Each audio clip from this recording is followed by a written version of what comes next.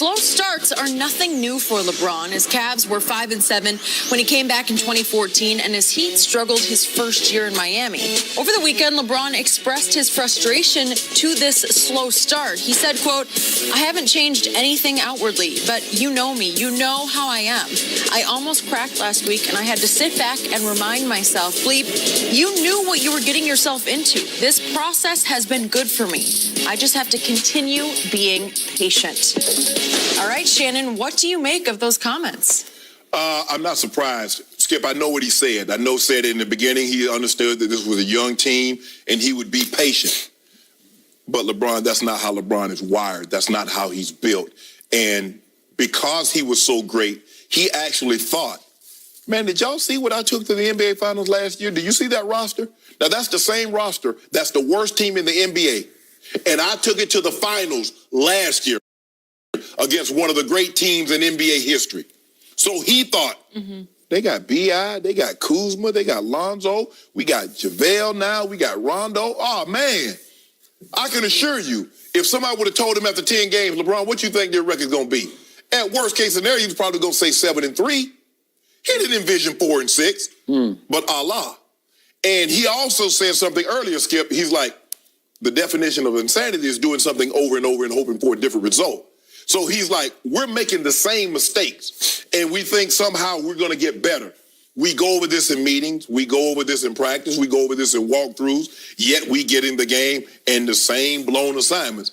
It gets frustrating. That's why he likes playing with veterans. Veterans understand, Skip. You know, they've been around the block. They understand. These young guys used to do the same thing, Skip. I was like, hold on. Why in the hell can't you learn these plays? You know every word in a Tupac and Biggie rap, but you can't learn these handful of plays that we got to come out here and practice today. LeBron has said the same thing. You playing Fortnite, you know all the Drakes and Future and the Migos, you know all these rap lyrics. But when we come to sets, here you go, you looking around. Where you're supposed to be, you're not there. That starts to wear on you, Skip, because LeBron James realized one thing. Yeah, he's still in phenomenal shape. He's still playing at the top of his game. But he's closer to the end than he is the beginning. And he does not want to waste, although he knows the likelihood of him getting to and winning a championship this year is very, very slim. But that doesn't mean he doesn't want to put his best effort forward. And patience. Everybody can't coach. Everybody can't lead because of that patience. Skip, I could never be a coach because I don't have the patience. I'm going to tell you something one time, and I expect you to be able to pick it up. Now, whether you're a visual learner or, you know, I'm a visual guy, Skip. You know, you can tell me something, but let me see it. Let me see somebody else have run it. They show me something on film. Now I can go do it. And I get what LeBron is saying, Skip. It's tough. It's tough when you were the best player. The expectations are through the roof. Nobody's like, oh, man, LeBron's coming to the Lakers. LeBron got to get them deep into the playoffs. And being 4-6, I mean, what they lose their first 2 ball games, and then they were like losing these close ball games, and it's like, man, I did not envision this. But I'm not surprised. And I know a lot of people are going to say, man, I can't believe LeBron said this. We always ask. There's a lot of people. Who are they? You know who they are. I don't know. I haven't even spoken yet. I'm not talking to you. I'm just one guy. Why are you speaking now? I'm just one little guy. Let me ask you a question here. I didn't ask you. I'm talking to you. You know a lot of people? Yeah, I know a lot of people. Are you trying to preemptively No, I don't do it you. You always try to take the venom out of the toxicity out of my argument. But anyway, as I was saying, a lot of people will say, I can't believe LeBron said this. Why would he say that?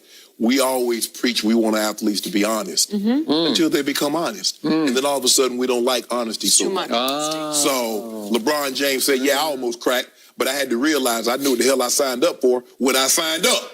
So with that being said, I'm going to remain patient, but that doesn't mean I'm still not going to continue to drive. I hope he drives it the last seconds of a tight game.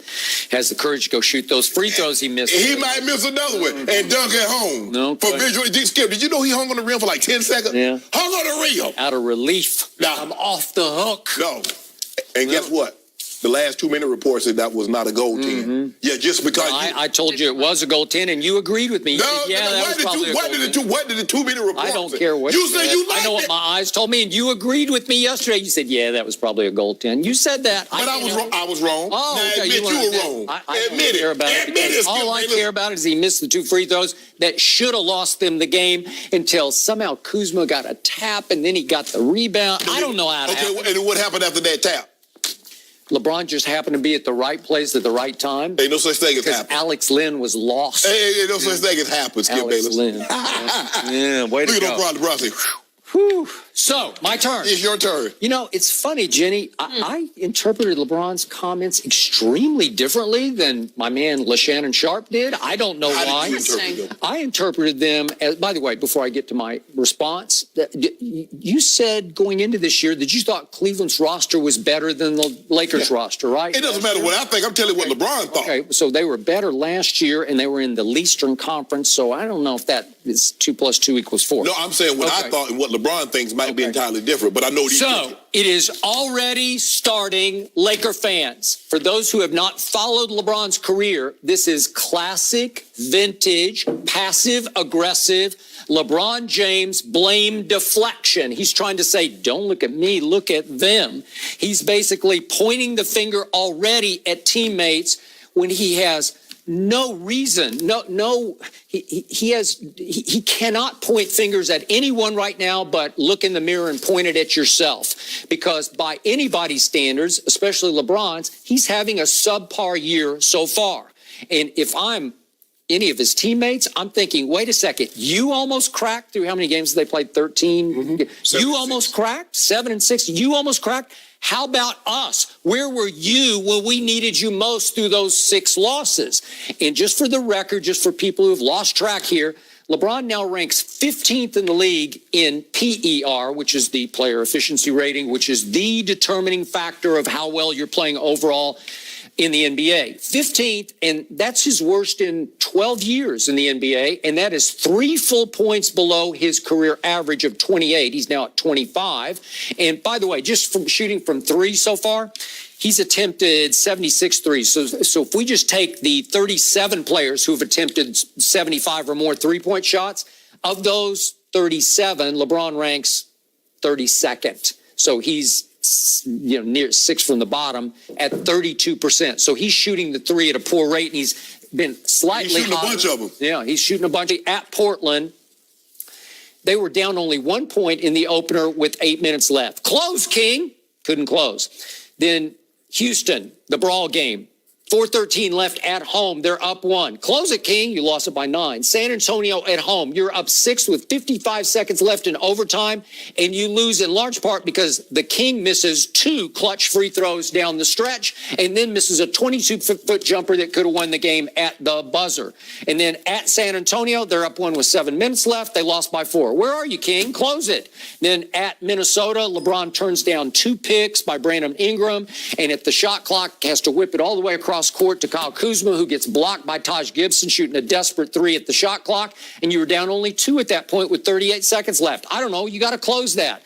Then the Raptors' loss was just a disaster. There's no Kawhi Leonard, and they fall behind 41-10. I can't blame that one on LeBron. Just nobody showed up. Well, shouldn't he have scored? I mean, if they scored 42, shouldn't he have scored 44 in the first quarter by himself? Then we get Atlanta. They're 3-10 are the Atlanta Hawks.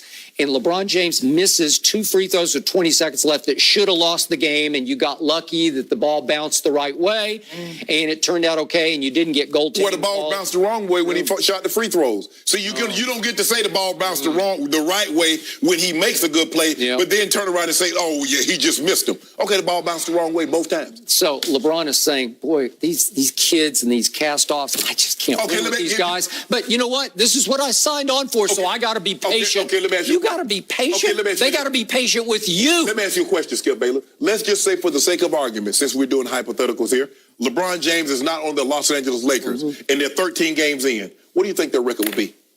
Well, what does that matter?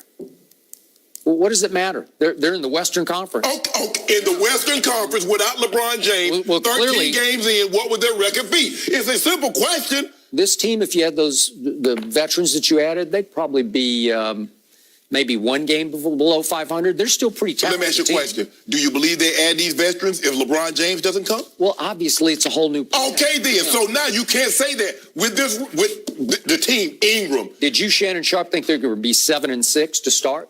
No. No? No. Mm-mm. And neither did LeBron James. And that's why he said he needs to be patient. Because Skip, as a great player, you think you can drag anything. You believe you can, for lack of a better analogy, you believe that you can turn water into wine. You believe that, Skip. There's nothing that you don't. Tom Brady feels that he can go anywhere and make any team the New England Patriots. That's his mindset. But you and I both know, Skip, it's not as easy as it sounds. If I'm his teammate right now, especially if I'm Kuzma, Brandon Ingram, maybe even Rondo, I'm thinking, really? You're starting in here on us just the way you used to do the Cleveland Cavaliers? Because he alienated a lot of Cleveland teammates because he's constantly saying, I don't have enough help. That's his constant refrain. Remember, we're top heavy as you know what. That was 2 years ago, but I'm trying to figure out where did he say he didn't have enough help in this argument? He said he almost cracked. He needed to be patient. I mean, where does he say he didn't have enough help? What does he mean? He needs to be patient with himself, like he's not playing well? I think he's pointing fingers at everybody else. I don't have enough help. That's a classic, I don't have enough help If you don't mind me asking, how many guys are averaging 26, 7, and 7? Well, that's below all of his career averages, right? No, he's basically a 7 and 7 guy, but he's about 8/10 of a point below his career. For this team, he should be averaging double-digit rebounds. I told you, I predicted before the season he should average a triple-double. He just should. He's by far the best player. Let me ask you, if you don't mind me asking, in order to get that assist, what do the team need? What do the other players need to do? Knock down shots. Are they a very good outside shooting team? They've been way better than I thought they were going to be. But that's not the issue. Have they had games when they made 15? Yeah. And they've had games when they made 4? Oh, yeah. Well, LeBron's shooting 32%, and for much of maybe the first 12 games, he's shooting 28%. Well, look, he's shooting the three with more regularity. And he's shooting the three. I bet you his average distance on three is probably deeper than Steph Curry's. Because he's shooting three, Skip, at least on average 30 feet. Why is that? He feel he can make it. He worked on it. Oh. Worked on it. He's not making it. Maybe he should cool it. No, don't. LeBron James, do not listen to Skip Bayless whatsoever. Boy, I'm seeing Josh Hart and Kyle Kuzma. They can stroke it fearlessly. When I see them go up to shoot a three, I almost always think that's good. So in other words, when LeBron shoots one of those shaky-handed fadeaway threes, I'm like, uh-oh. If you don't mind me asking, would you rather have Josh Hart or Kyle Kuzma or LeBron? Well, who do you want shooting a big shot at the end of the game? LeBron. I'll take those two kids. Stop it. I'll take those two kids every time. I will. No, you won't. Well, over LeBron James? Are you kidding me? Who has more game winners than Kobe and Michael, who you said are assassins. They're assassins. Yeah. And old Miga, old deer in headlights, LeBron James got more game winners than those assassins. Yeah. So who's the real killer? Who's Not the him. real killer? Not him. That's the number one head. Michael Jordan is the killer of killers. That's not what the game-winning shots say. I don't know what you're talking about. You do know. I can get you stats if we go deep into the... Go get them. Go get them. Because I know in the playoffs, what the playoffs say. Yeah. All I know is I was there that night in Utah when Michael Jordan just held the pose. Well,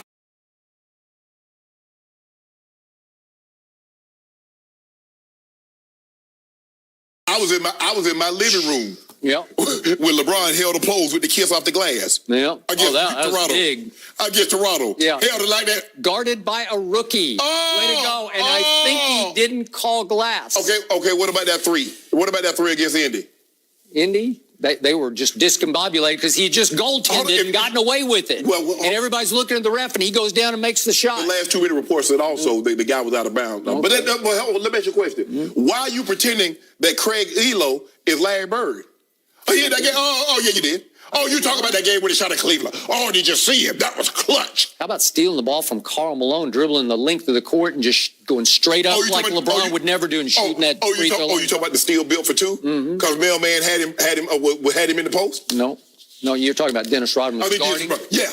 Nope. Because the snake job was done by Michael Jordan. He did. He followed through and then he whipped back around. But if you don't mind me asking, Wasn't Dennis Rodman guarding Carmelo in the post?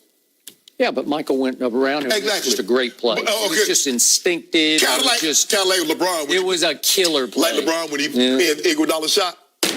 Pinned it. Ow! Where did he come from, Skip? Where did he come from? Who hit the shot to close that game out? We're going to agree to disagree on this one for now. I'll just leave it for now. Because we're switching gears to the Warriors because they lost in overtime against the Clippers last night. But a key moment happened at the end of regulation.